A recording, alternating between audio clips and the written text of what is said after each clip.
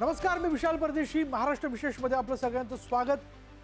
राज्यातील भविष्यातल्या दळणवळण, पायाभूत सुविधा याबद्दलच्या गरजा लक्षात घेऊन त्याचा विकास होणं फार महत्त्वाचं आहे आणि त्याच दृष्टीने हा विकास करून प्रत्यक्ष अंमलबजावणी होण्याच्या संदर्भातले निर्णय किंवा तशी प्रत्यक्ष कृती सध्या राज्य सरकारच्या वेगवेगळ्या योजनांमध्ये दिसून येते. चला त्याचबद्दलच्या सकारात्मक घडामोडी आपण बघणार आहोत महाराष्ट्र विशेषमध्ये. सुरुवात करूया.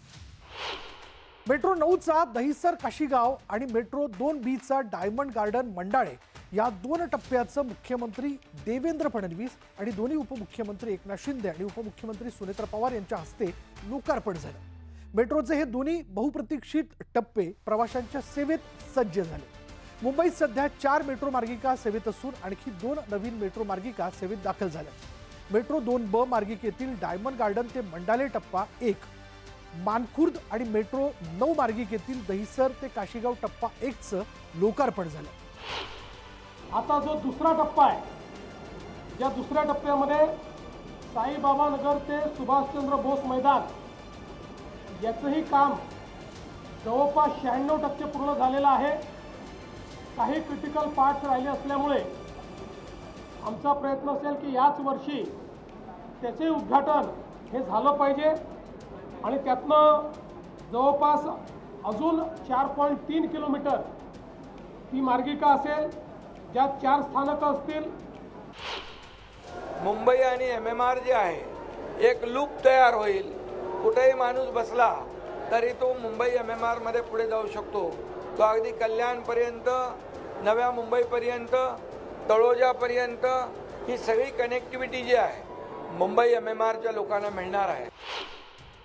मुंबई आणि ठाणेकरांचा प्रवास सुखकर करण्यासाठी मुख्यमंत्री देवेंद्र फडणवीस, उपमुख्यमंत्री एकनाथ शिंदे आणि सुनेत्रा पवार यांच्या हस्ते ठाणे-बोरिवली दुहेरी बोगदा प्रकल्पाचा शुभारंभ करण्यात आला.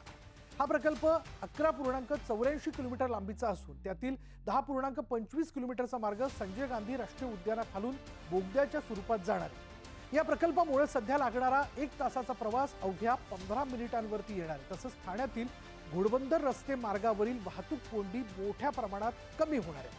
मुंबई ठाणे नाशिक कनेक्टिव्हिटी सुलभ होईल. उद्यानाच्या खालून 2 समांतर रस्ते बांधले जाणार असल्यानं पर्यावरणाचं रक्षण करत वेगवान प्रवासाची सोय उपलब्ध होणार आहे. जागतिक आरोग्य दिनानिमित्त ग्रामीण भागातील आरोग्य व्यवस्था सक्षम करण्यासाठी मुख्यमंत्री देवेंद्र फडणवीस यांच्या हस्ते माझं गाव आरोग्य संपन्न गाव या महत्त्वाकांक्षी अभियानाचा शुभारंभ करण्यात आला. याप्रसंगी उपमुख्यमंत्री एकनाथ शिंदे, उपमुख्यमंत्री सुनेत्रा अजित पवार आणि आरोग्यमंत्री प्रकाश आंबेडकर उपस्थित होते. या अभियानांतर्गत केवळ उपचारांवरच नव्हे तर स्वच्छता, शुद्ध पाणी आणि पोषणासारख्या प्रतिबंधात्मक उपायांवर विशेष भर दिला जाणार आहे.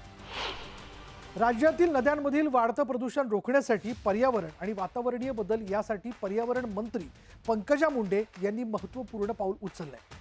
केंद्राच्या नमामि गंगा अभियानाच्या धर्तीवर महाराष्ट्रातील नद्यांची तपासणी करण्यासाठी ऑनलाईन यंत्रणा उभारण्याचे निर्देश त्यांनी दिले. या नवीन प्रणालीमुळे नद्यांमधील प्रदूषणाची रिअल टाईम माहिती मिळणार आहे.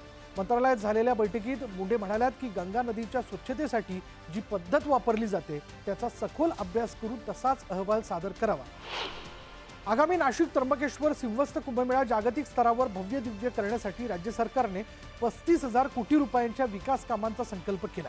नाशिक इथल्या अखिल भारतीय संत समितीच्या बैठकीत मुख्यमंत्री देवेंद्र फडणवीस यांनी ही माहिती दिली. कुंभमेळ्याच्या सुनियोजित व्यवस्थापनासाठी सरकारने प्रथमच कुंभमेळा प्राधिकरण स्थापन केलं असून भाविकांच्या वाढत्या संख्येनुसार पायाभूत सुविधांचं नियोजन केलं जातं. गोदावरी ही निर्मल वाहिली पाहिजे, ती अविरल वाहिली पाहिजे.